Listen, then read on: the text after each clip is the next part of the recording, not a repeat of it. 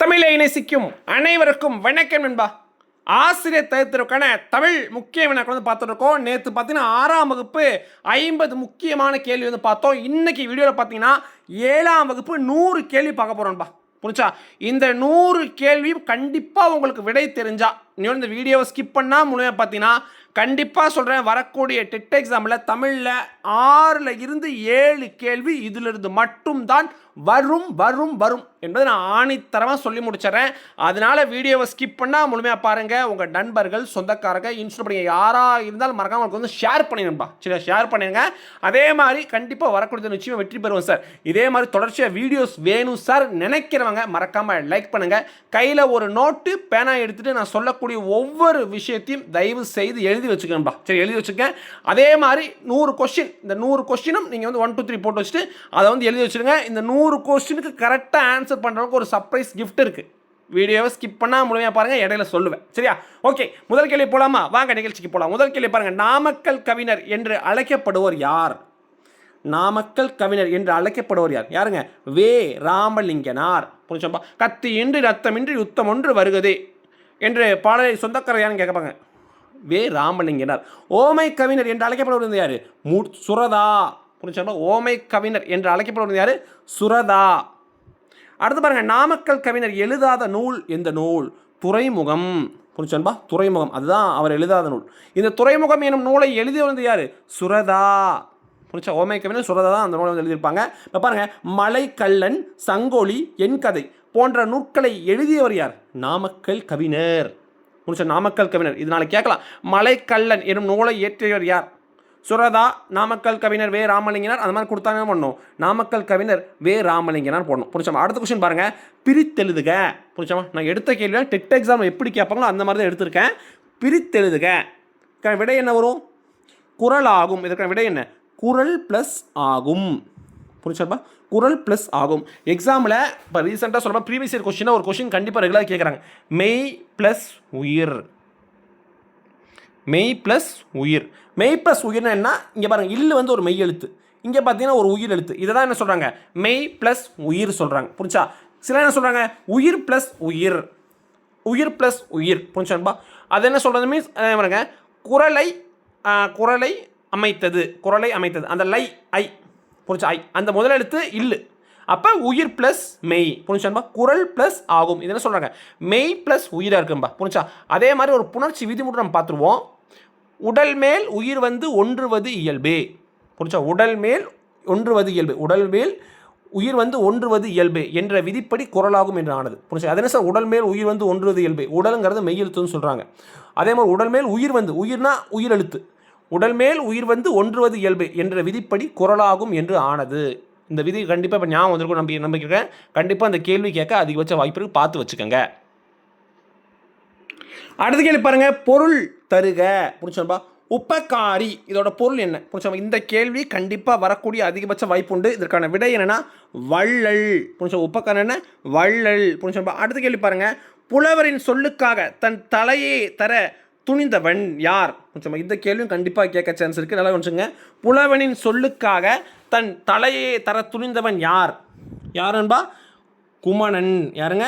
குமணனன். புரிச்சா? குமணனன். இதுதான் இதற்கான சரியான விடைன்பா. அடுத்து பாருங்கள், கூற்று 1 கூற்று 2 இந்த மாதிரி கேள்வி கண்டிப்பாக ஒரு 2 கேள்வி கண்டிப்பாக வந்து நண்பா, கண்டிப்பாக பார்த்து வச்சுக்கோங்க. சரி நண்பா?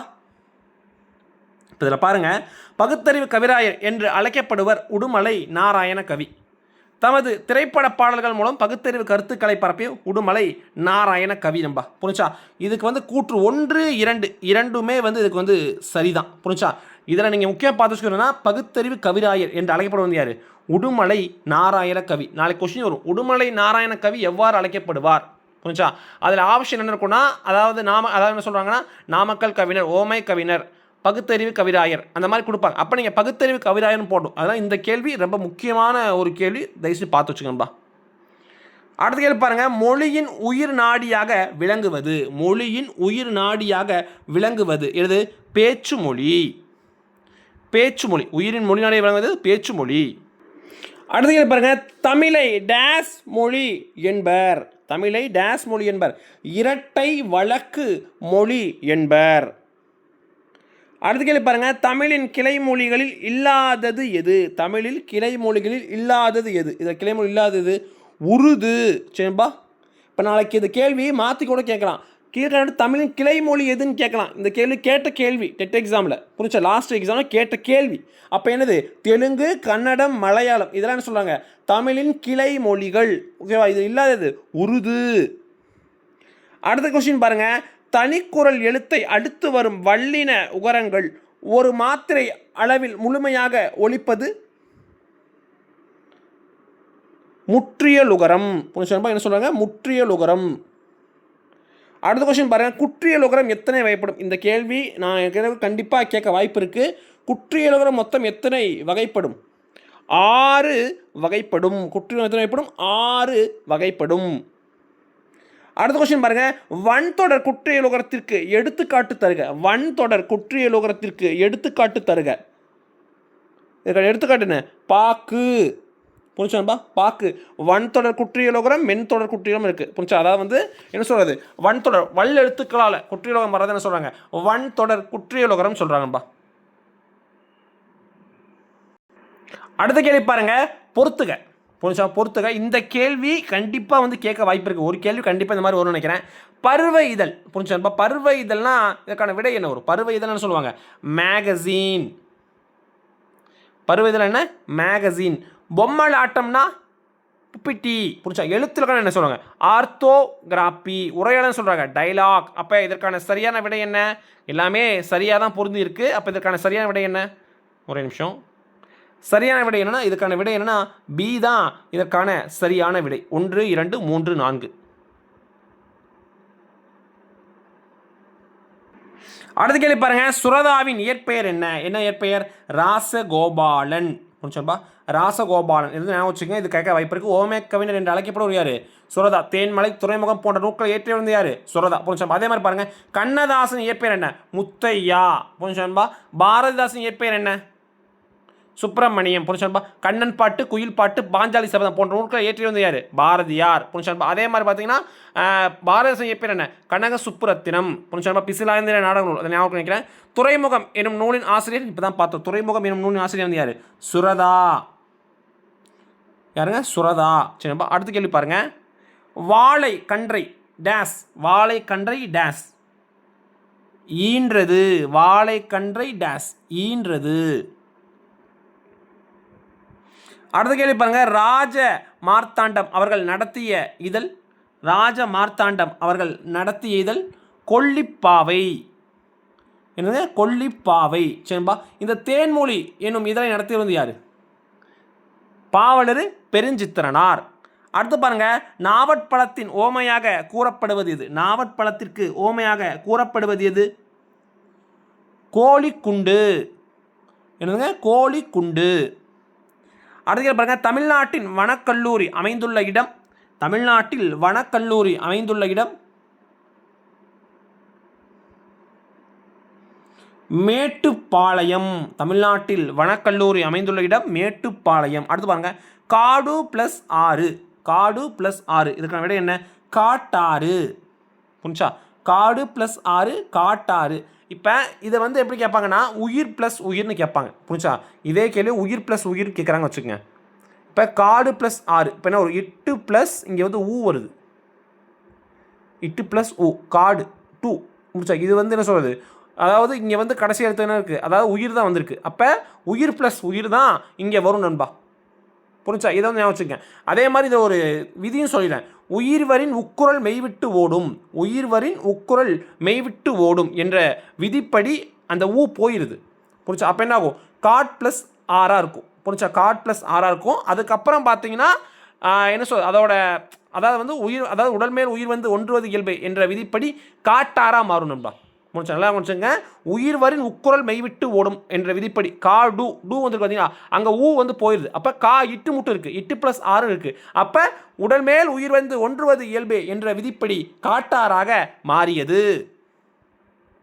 இந்தியாவின் வனமகன் என்று அழைக்கப்படுவர். இந்தியாவின் வனமகன் என்று அழைக்கப்படுவர் யார்? இது கண்டிப்பாக கேட்க சான்ஸ் இருக்குது. ஜாதவ் பயாங். ஜாதவ் பயாங். நான் ஏதாவது தவறாக படிச்சிருந்தா மன்னிப்பு கேட்குறேன். அது வந்து அந்த இதை பார்த்து படிச்சுக்கணும்பா. புரிஞ்சு? அடுத்து பாருங்கள், நச்சவரம் என்பதன் பொருள் நச்சவரம், அதாவது நச்சாரம், நச்சாரம் தப்பாக படிச்சா மன்னிச்சிருங்க. நச்சாரம் என்பதன் பொருள்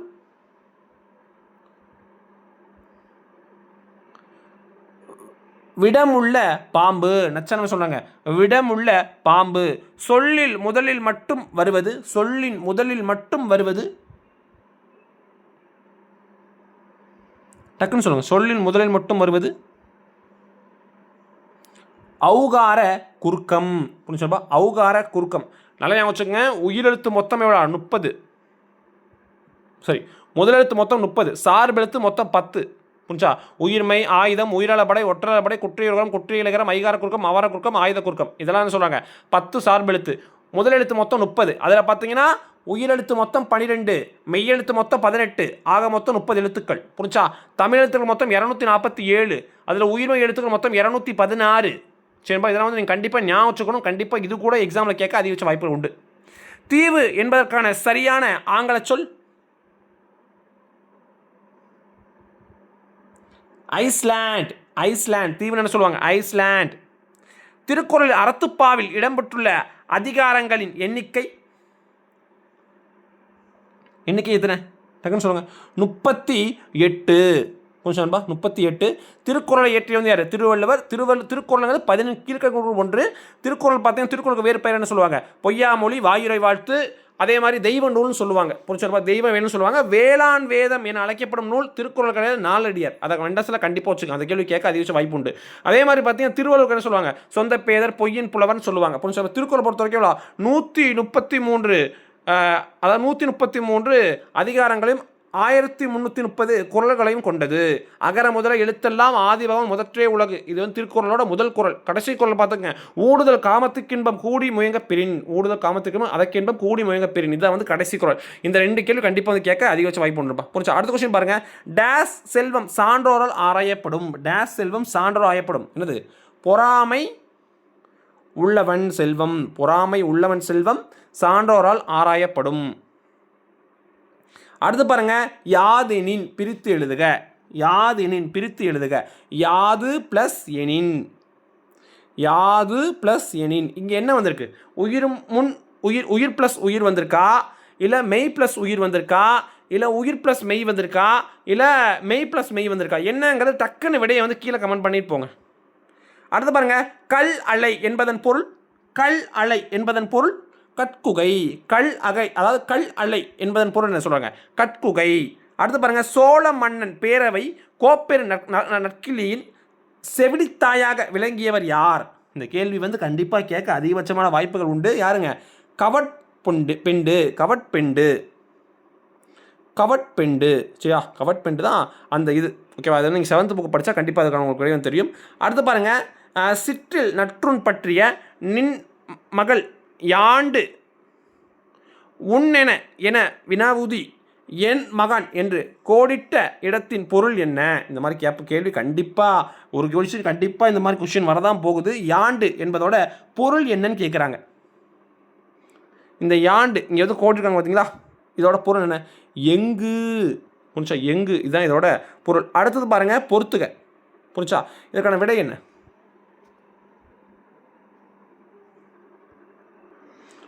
இது வந்து உங்களுக்கு வந்து இதில் புத்தகத்தில் இருக்குது. சூரன்னா வீரன், பொக்கிஷம்னா செல்வம், சாஸ்தினா விகுதி, விஸ்தாரம்னா பெரும்பரப்பு. சரிப்பா, இதெல்லாம் கண்டிப்பாக வச்சுக்கோங்க. 4, 3, 2, 1. சூரன்னா வீரன், பொக்கிஷம்னா செல்வம், சாஸ்தினா மிகுதி, விஸ்தாரம்னா பெரும்பரப்பு. அடுத்து பாருங்க. பிரித்தெழுதுக. பூட்டுக்கதவுகள். பூட்டுங்கதவுகள்னு சொல்லியிருக்காங்க. பூட்டுங்கதவு, இது வந்து பிரித்தெழுதுக. இதுக்கான என்ன வரும்? பூட்டும் ப்ளஸ் கதவுகள். பூட்டும் ப்ளஸ் கதவுகள். இதுதான் இதற்கான சரியான விடை. ஓகேவா? இங்கே பார்த்தீங்கன்னா கதவுகள் இக்கு. இங்கே பார்த்தீங்கன்னா இது பாருங்கள். இதுவும் உங்களுக்கு ட்விஸ்ட் இருக்குது. இதுவும் கேட்கலாம். இப்போ பாருங்கள். இதில் மெய் ப்ளஸ் மெய் வந்திருக்கு. புரிச்சா? மெய் ப்ளஸ் மெய் வந்திருக்கு. புரிச்சா? பாருங்கள். மெய் ப்ளஸ் மெய்னா கதவுகள். இக்கு ப்ளஸ் ஆ. இங்கே இக்கு வந்திருக்கு. இங்கே கதவு இக்கு வந்திருக்கா? இக்கு ப்ளஸ் ஆ. இங்கே ஒரு இம்மு வந்திருக்கு. இதை ஏன் திரும்ப சொல்லலாம்? இந்த கொஸ்டின் கண்டிப்பாக ஒரு கொஸ்டின் கண்டிப்பாக இந்த கொஸ்டின் வந்துடும். அதுக்காக தான் படித்து சொல்லிட்டு இருக்கேன். சரியா? அடுத்து பாருங்க. கட்டபொம்மன் ஆட்சி செய்த பகுதி. கட்டபொம்மன் ஆட்சி செய்த பகுதி எது? பாஞ்சாலங்குறிச்சி.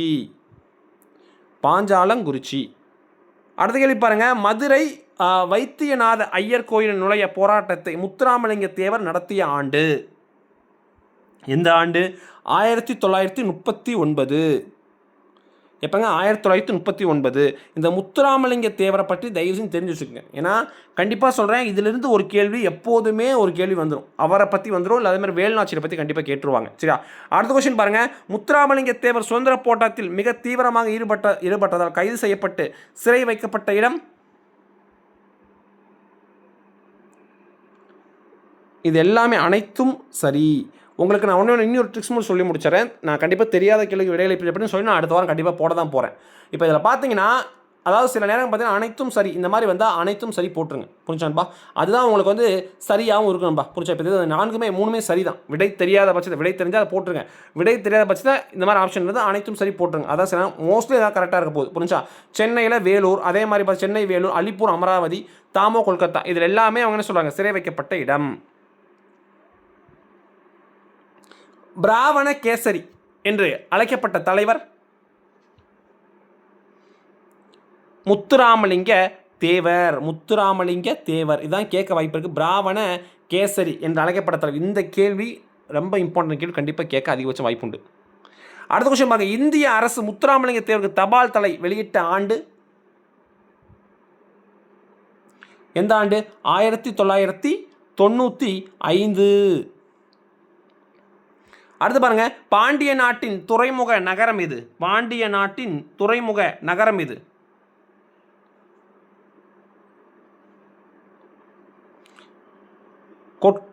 கொற்கை தான் பாண்டிய நாட்டின் துறைமுக நகரம். இந்த கேள்வி வந்து லாஸ்ட் டெட் எக்ஸாமில் கேட்டிருந்த கேள்வி, முக்கியமான ஒரு கேள்வி. அடுத்து பாருங்க. சுதேசிய கப்பல் கம்பெனியின் தலைவராக இருந்தவர் யாரு? பாண்டித்துரை. சுதேசிய கப்பலின் அதாவது கம்பெனி தலைவராக இருந்தவர் யாரு? பாண்டித்துரை.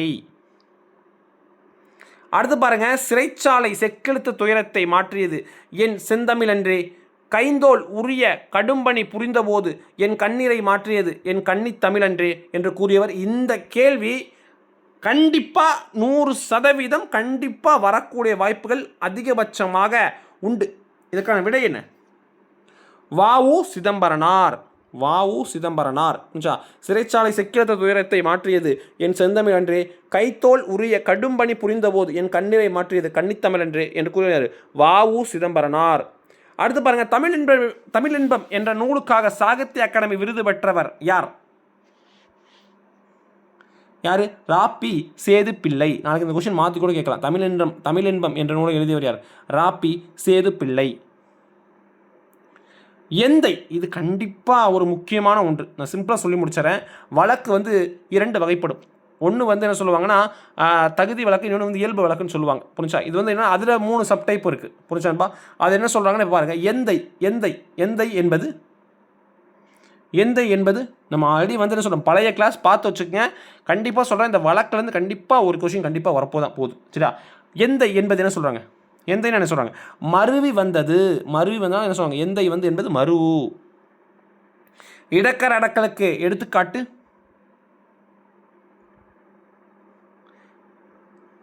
கால் கழுவி வந்தான். கால் கழுவி வந்தான்.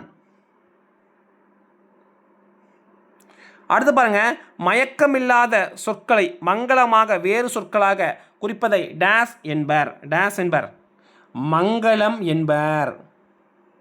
என்னங்க? மங்களம் என்பர். மங்களம் இல்லாத சொற்களை மங்களமாக வேறு சொற்களாக குறிப்பதை டேஸ் என்பர், மங்களம் என்பர். இந்த மாதிரி சில நேரம் ஸ்டேட்மெண்ட் கொடுத்து கேட்பாங்க. நான் எக்ஸாம்பிள் இருக்கிற 2019 2022 டெட் எக்ஸாம் பார்க்கும்போது சில கொஸ்டின் ஸ்டேட்மெண்ட் கொஸ்டின் வரும். அதில் இந்த கொஸ்டின் கண்டிப்பாக கேட்க அதிக வாய்ப்பு உண்டு. மைஞ்சு, இது உங்களுக்கு தெரியும். மைஞ்சு முதல் பொருள் என்ன சொல்கிறாங்க? முதல் எழுத்து. இடைப்பொருள்னா 2வது எழுத்து. கடைப்பொருள்னா கடைசி எழுத்து. புரிஞ்சா? கடைசி இதில் மாதிரி வந்தால் அதான் சொல்லுவாங்க, அதான் வந்து போலி. புரிஞ்சா? முற்றுப்பொருள்னா அது வேறு மாதிரி வரும். புரிஞ்சான்பா? மைஞ்சு, அதை என்ன சொல்ல, என்ன போலி அது? மைஞ்சு, எனக்கு தெரியும். மைஞ்சு, மை முதல் எழுத்தாக மாறி இருந்திருக்கு. அப்போ இது வந்து முதல் போலி. புரிஞ்சா? அடுத்து பாருங்கள். அழுவம் என்ற சொல்லின் பொருள் என்ன? அழுவம் என்ற சொல்லின் பொருள் என்ன? அழுவம்னு சொல்கிறாங்க கடல். புரிஞ்சா? கடல். பறவை என்ற சொல்லின் பொருள் என்ன? விடை தெரிஞ்சால் டக்குன்னு வந்து கீழே கமெண்ட் பண்ணுங்கள். அடுத்து பாருங்கள். வேயாமடம் என்பது? வேயாமடம் என்பது சாந்து பூசப்பட்ட மடம். சாந்து பூசப்பட்ட மடம். அடுத்து பாருங்க, பட்டினப்பாலை எனும் நூலை இயற்றியவர் யார்? பட்டினப்பாலை எனும் நூலை இயற்றியவர் யார்? உருத்திரங்கண்ணனார். புரிஞ்சான்பா? உருத்திரங்கண்ணனார். புரிஞ்சா? குறிஞ்சிப்பாட்டை எழுதியவர் யார்? கபிலர். இந்த பட்டினப்பாளைங்கிறது 10 பாட்டு நூல்கள் ஒன்று. புரிஞ்சான்பா? அதே மாதிரி என்ன சொல், இந்த அது நக்கீரர், அதாவது வந்து 10 பாட்டு நூல்கள் ஆசிரியர் பார்த்து வச்சுக்கோங்க, 14 கீழ்கணக்கு நூல்கள் ஆசிரியர் பார்த்து வச்சுக்கோங்க. அதெல்லாம் கண்டிப்பாக கேள்வி கண்டிப்பாக வரும். சரியா? அடுத்த கொஸ்டின் பாருங்கள். கொடு உயர் திணிமணல் அகன்துறை நீகான் மாட உள்ளேரி மருங்க அறிந்து ஓய என்ற பாடல் வரியை இயற்றியவர் யார்? இந்த வரி கேட்பாங்கன்னு சொல்லி வச்சுருக்கேன். புரிஞ்சா? அதாவது மருதம் இலகநாகர். மருதம் இலகநாகர். அடுத்து பாருங்க, இயற்கையின் வங்கூல் ஆட்ட என்பதில் அடிக்கோடிட்ட சொல்லின் பொருள் என்ன? காற்று. புரிஞ்சா? இதை பாருங்க, வங்கூல் ஆட்ட இதோட சொல்லின் பொருள் என்ன? காற்று. அடுத்த விஷயம் பாருங்க, கடற்பயணத்தை முன்னீர் வழக்கம் என்று குறிப்பிடும் நூல் எந்த நூல்? தொல்காப்பியம். தொல்காப்பியம். ஏலாதி எனும் நூலை தொல்காப்பியம் ஏலாதி எனும் நூலை ஏற்றி வந்து யார்? கணித மேதாவியார். அதே மாதிரி திருக்குறள் ஏற்றி வந்து யார்? திருவள்ளுவர். நாளேற்றியவர் சமண முனிவர்கள். இதெல்லாம் கண்டிப்பாக வச்சுக்க முக்கியமான ஒரு கேள்வி நண்பா. அடுத்து பாருங்கள், உலகு கிளர்ந்தென்ன உருகெழு வாங்கம் என்ற வரிகள் இடம்பெற்ற நூல். இதில் வந்து வங்கம்னா என்ன சொல்கிறாங்க? வங்கம்னா என்ன பொருள்? இது வந்து கேட்ட கேள்வி. வங்கம் டக்குன்னு கீழே கமெண்ட் பண்ணுங்கள். ரொம்ப முக்கியமான கேள்வி. ஏன்னா அகநானூறு. புரிஞ்சுப்பா? நெடுந்தொகை என அழைக்கப்படும் நூல் என்னது? அகநானூறு. அதே மாதிரி பார்த்துங்க, இந்த ஏலாதிங்கிறது 14 கீழ்கணக்குகள் ஒன்று. சரிப்பா? புறநானூறு நற்றிணைங்கிறது 8 தொகைக்குள் ஒன்று. புறநானூறு வந்து புறம்திணை சார்ந்த நூல். நற்றிணைங்கிறது அகத்திணை சார்ந்த நூல். அதாவது 8 தொகை நூல்களில் எது அகத்திணை நூல்கள்? மொத்தம் 5 நூல் இருக்குது. அதே மாதிரி புறத்திணை சார்ந்த நூல்கள் வந்து மொத்தம் 3 நூல்கள் இருக்குங்கப்பா. புரிஞ்சா? புறத்திணையும் அகத்திணையும் சார்ந்த ஒரே நூல் தான், பரிபாடல் மட்டும் தான். சரியா?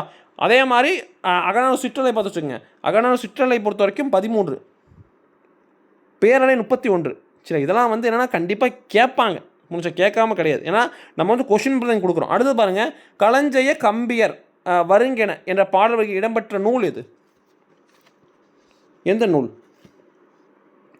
மணிமேகலை. நான் கொடுத்த வரிகளை தயவு செய்து சொல்கிறேன், கொஞ்சம் வீடியோவை திரும்பி இந்த வீடியோ சேவ் பண்ணி வச்சு திரும்பி பார்த்துக்குங்க. எக்ஸாம் போகிற முன்னாடி கடைசியில் நான் நிச்சயம் சொல்கிறேன், இதுலேருந்து கண்டிப்பாக எக்ஸாமில் வந்துடும். நான் அதுக்கு நானே இப்போ சொல்கிறேன். வரலன்னா எக்ஸாம் முடிச்சுட்டு வந்து கீழே என்னை திட்டுங்க. புரிஞ்சா? நான் கொஷின் பேப்பர் உங்களுக்கு கொடுக்குறேன், அவ்வளோதான். இந்த கொஷின் கேட்க போகிறாங்கிறத 100% ஷூரிட்டி நம்ம செக் பண்ணி previous year question paper check பண்ணி இதுக்கப்புறம் தான் கொடுக்குறோம். சரியா? பார்த்து வச்சுக்கோங்க. அடுத்து பாருங்கள், சமுக்கு எனும் ஒரு கருவியை கப்பலில் பயன்படுத்தினோம் என்று எந்த நூல் கூறுகிறது? எந்த நூல் கூறுகின்றது? எந்த நூல்? டக்குன்னு கப்பல் சரித்திரம். கப்பல் சரித்திரம். பொறுத்துக. இதற்கான விடை என்ன? பொறுத்துக கண்டிப்பாக 2 பொறுத்துக கண்டிப்பாக வந்துடும். பார்த்து வச்சுங்க. இதற்கான விடை என்ன? ஏரானா என்ன? ஏரா, பருமல், மிகாமான், காந்த ஊசி.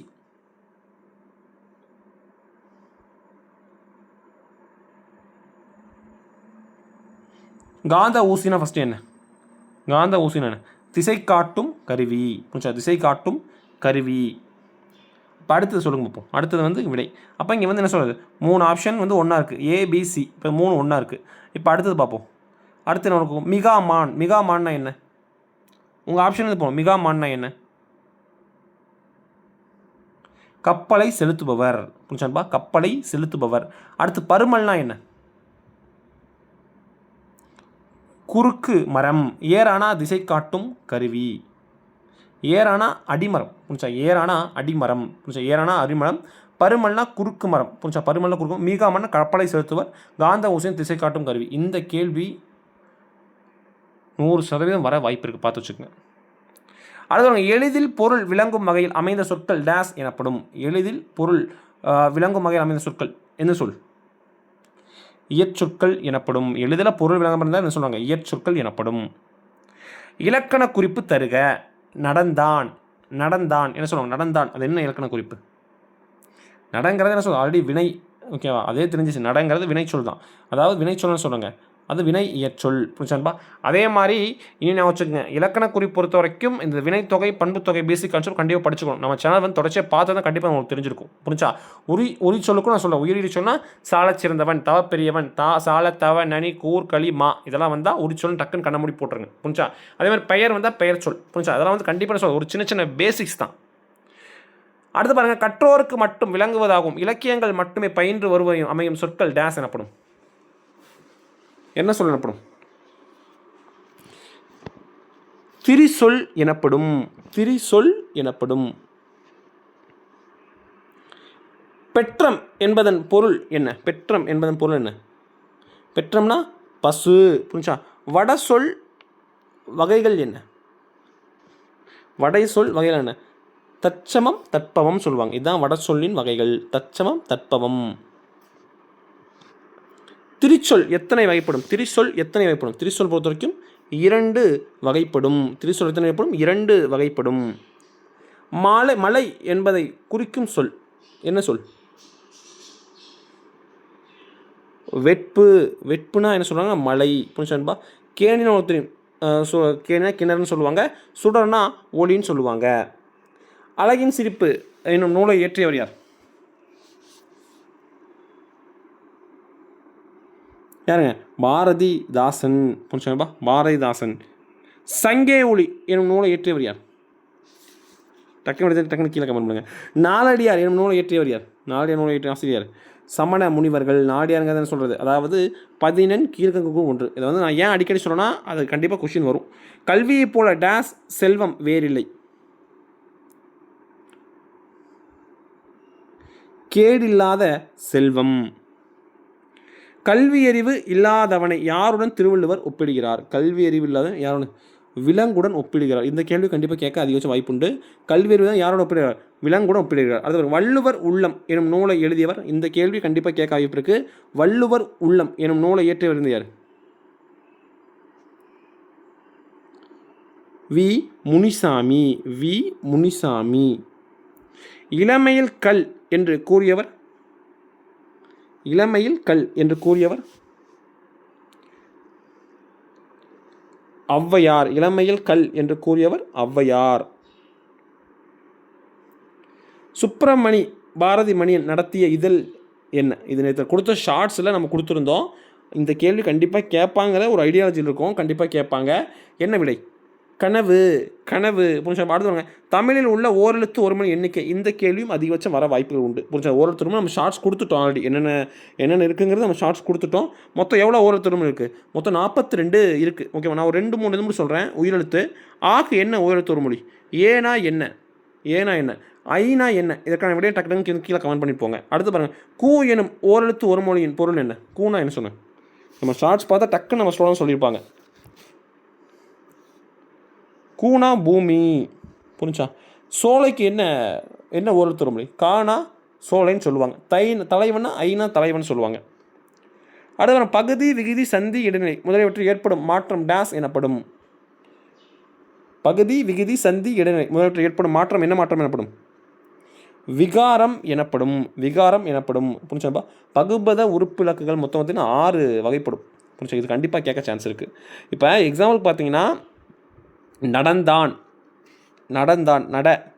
நட ப்ளஸ் நட இந்து ப்ளஸ் இத்து ப்ளஸ் ஆன்னு சொல்லுவாங்க. புரிஞ்சா? இத்தானது இறந்த கால இடைநிலைன்னு சொல்லுவாங்க. புரிஞ்சா? இத்தானது. அதே மாதிரி நிகழ்கால இடைநிலைனா கிறு கின்று அணின்று இதெல்லாம் சொல்லுவாங்க. நிகழ்கால இடைநிலைன்னு சொல்லுவாங்கப்பா. புரிஞ்சா? யாருக்காவது டீட்டெயிலாக வீடியோ வேணும்னா கண்டிப்பாக சொல்லுங்கள். கண்டிப்பாக நம்ம ப்ரீவியஸ் இயர் வீடியோஸ்லாம் பார்த்தா நான் கீழே டிஸ்கிரிப்ஷன் லிங்க் கொடுக்குறேன். அதெல்லாம் பார்த்தாலே போதுங்க. இதெல்லாம் நீங்கள் என்ன சொல்கிறது அசால்ட்டாக தட்டிட்டு போகலாம். கண்டிப்பாக பகுபத கொஸ்டின் கண்டிப்பாக வரும். கேரண்டியாக சொல்கிறேன், வரும். சரியா? அடுத்தது பாருங்கள், மாரல் என்பதன் பொருள். மாரல் என்பதன் தமிழாக்கம் என்ன? நீதி. நீதி தான் மாரல். புரிஞ்சா? அடுத்தது பாருங்கள், பொருள் தருக. வனப்பு. வனப்புனா அதோட பொருள் என்ன? வனப்புனா என்ன சொல்லுவாங்கன்னா அழகு. வனப்புனா என்ன சொல்கிறாங்க? அழகு. அடுத்த விஷயம், வெள்ளை ரோஜா எனும் நூலை எழுதியவர் யார்? இந்த கொஷினும் கண்டிப்பாக கேட்க வாய்ப்பு இருக்குது, பார்த்து வச்சுங்க. வெள்ளை ரோஜா யார் எழுதுனது? தேனரசன். தேனரசன். காலமேக புலவரின் இயற்பெயர் யாது? காலமேக புலவரின் இயற்பெயர் யாது? வரதன். இந்த கேள்வி டெட் எக்ஸாமில் கேட்ட கேள்வி. அடுத்து பாருங்க, பரா பிரம்ம விளக்கம் எனும் நூலை எழுதியவர் யார்?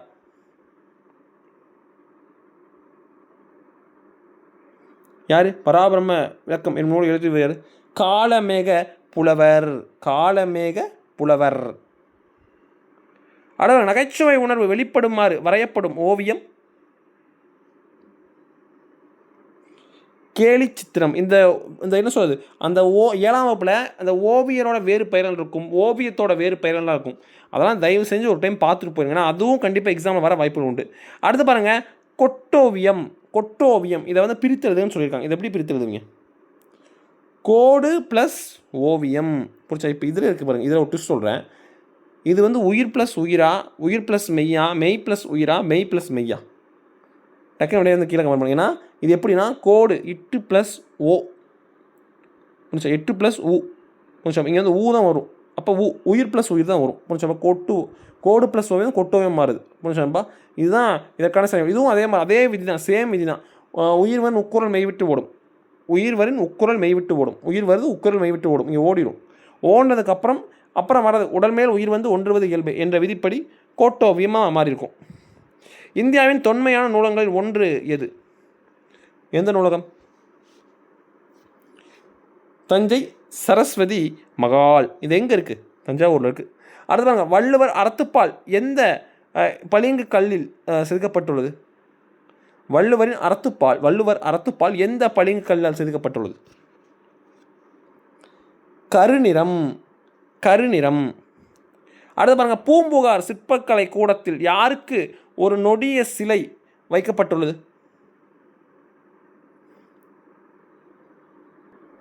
யாருக்கு ஒரு நெடிய சிலை வைக்கப்பட்டுள்ளது? தப்பா சொல்ல மன்னிச்சிடுங்க, நெடிய சிலை வைக்கப்பட்டுள்ளது.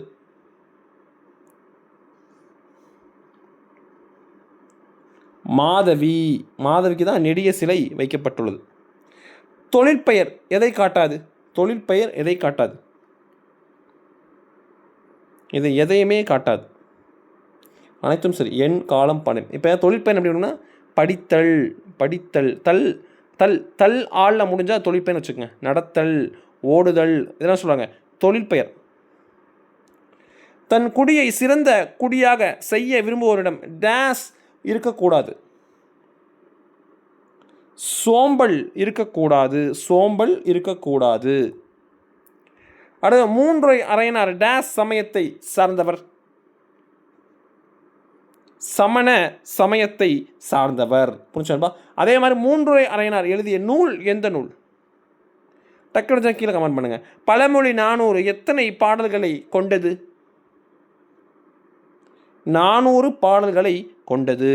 அடுத்து பாருங்க, நாட்டுப்புற பாடல்களின் வேறு பெயர்? நாட்டுப்புற பாடல்களின் வேறு பெயர் சொல்லுவாங்க வாய்மொழி இலக்கியம். திருப்புகழை பாடியவர் யாரு? அருணகிரி நாதர். காவடி சிந்தை பாடியவர்? இந்த கேள்வி ரெகுலராக கேட்குற கேள்வி. காவடி சிந்தை பாடியவர் அண்ணாமலையார் தான் காவடி சிந்தை பாடியிருப்பார். சரியா? அடுத்த குற்றால குறவஞ்சியை இயற்றியவர் திருக்கூடப்ப கவிராயர். அடுத்து பாருங்க, காளை கொம்பு முளைத்த குதிரை போல பாய்ந்து வந்தது தொடரில் உள்ள பயின்று வந்துள்ள அணி போலன்னு வந்துருச்சு. அப்போ அதனால நம்ம சொல்லிட வேண்டியதான், என்னது? ஓமை அணி. பொய்கை ஆழ்வார் பிறந்த ஊர்?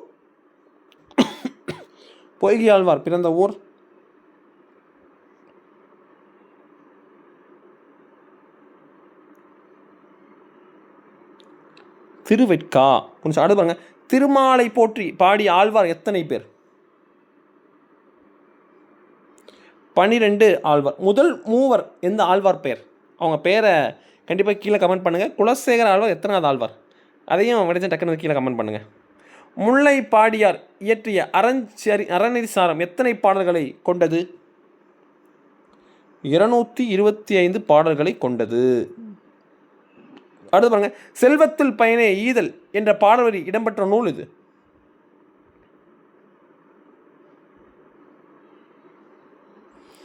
புறநானூறு புரிஞ்சா புறநானூறு 8 தொகைநூல்கள் வந்து கொடுத்துருக்காங்க. அடுத்து பாருங்கள் இலக்கண குறிப்பு முகமலர். முகமலர் என்ன வரும்? முகமலர் என்ன வரும்? உருவகம் முடிச்சா. மலர் முகம்னா மலர் போல முகம், அப்போ என்ன சொல்லுவாங்க? ஓமைன்னு சொல்லுவாங்க. அதே மாதிரி தாய் தந்தை சொன்னால் அது வந்து உண்மை தொகை. தாயும் தந்தையும் சொன்னால் என்ன சொல்லுவாங்க? எண்ணுமைன்னு சொல்லுவாங்க. ஏன்னா இதெல்லாம் எக்ஸாம்பிள் கண்டிப்பாக வரும். தமிழக அரசின் அரசவை கவிஞராக இருந்தவர் யார்?